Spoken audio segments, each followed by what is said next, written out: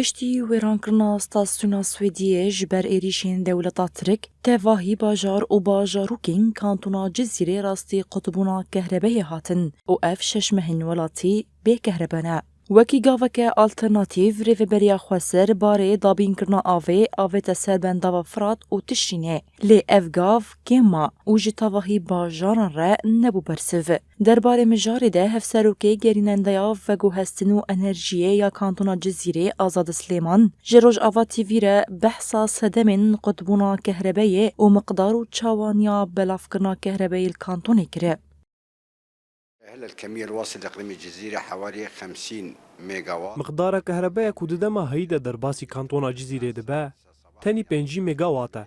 اف مقدار جساعات 6 صبح حتى سي بشتي نيفرو بيدا دبا.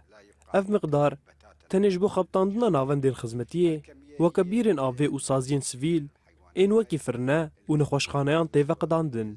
هروها ام كهرباء چند ساعتان لباجاروك و گوندن کو ستاسيون آوه و فرنا لی هنه بلاف دکن.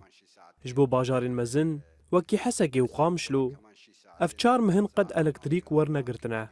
اف باجار مقدار مزنج كهرباء حوجه دكن و ام نكارن وان بتمامي تهير بكن. مدينتين باعتبار الكمية بدون كميات كبيرة لهاي المدينتين.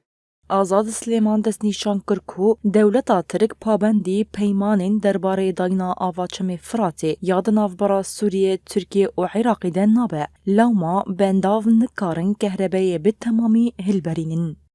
المصدر الرئيسي للتوليد بقى عنا غير سد الفرات. چافکانی ما سرکه هلبرینا انرژی بنداو فراتی و بنداو تشرینیه. پفچونین داویین البنداو تشرین رودانه. اوج خدمت درخست و نما کارین کانتون فرات و جزیره به هفره بکهربای تیر بگه.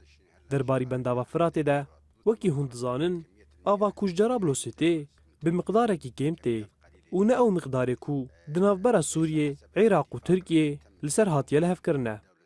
مقدار کل سر هاتیه لهف کرن 5 متر کاب دچرکه ده لی کنترولا ترکیه لسروه هما زده نیوه کم کریه. المياه باتجاه سد تشين وسد الفرات.